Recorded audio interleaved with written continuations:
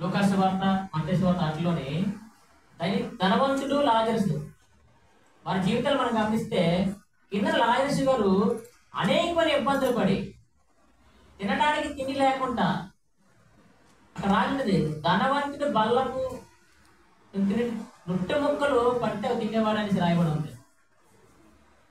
అలాగే తన కురుపుల్ని కుక్కలు వచ్చి నాకుతున్నాయని రాయబడి ఉంది. అంటే ఎంత చూడండి అలా ఉన్నామా, కానీ అంత జీవితంలో కూడా విశ్వాసముతో ఆయన జీవించినట్టు. ఇద్దరు చనిపోతారు. లాజరస్ గారు అబ్రహాము గారు ఉంటారు.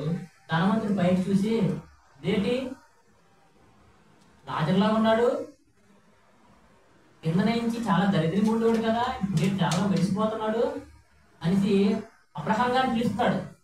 పిలిచి ఏంటి సంగతి అంటే చాలా మంది వచ్చి చాలాసార్లు చెప్పారు అంటే చాలా మంది చెప్పారు కానీ నేను ఎలాగో నశించిపోయాను, కింద నాకు చాలా మంది అనాథములు ఉన్నారు, నా కుటుంబ సభ్యులు ఉన్నారు, వాళ్ళందరినీ చెప్పేసి వస్తానంటే వాళ్ళ కోసం ఆల్రెడీ నియమింపడే ఉన్నారు. ఎప్పుడైతే విని మార్మల్ సిబ్బంది నీ జీవితాన్ని చివరి వరకు ఉండగలుగుతావో లాజరస్ వల్లే నువ్వు జయిస్తావు, అబ్రహాం లోపల కూర్చుంటావు అనేసి అబ్రహాం గారు మాట. కాబట్టి జయిస్ట్లో లాజరస్ గారు అక్కడ మనకి కనపడుతున్నారు. ఈ శ్రమలన్నింటినీ మనం ఏం చేయాలట, జయించాలి.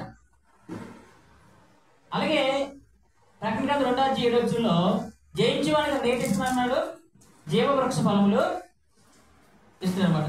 మనం జయిస్తే దేవుడు ఏంటంటే ఇస్తారని ఈ యొక్క ఆరాధన కార్యక్రమంలో మనము చూద్దాం. మొట్టమొదటిగా ఏంటిస్తాను అన్నాడు, జీవవృక్ష ఫలములు. జయిస్తే జీవ వృక్ష ఫలములు.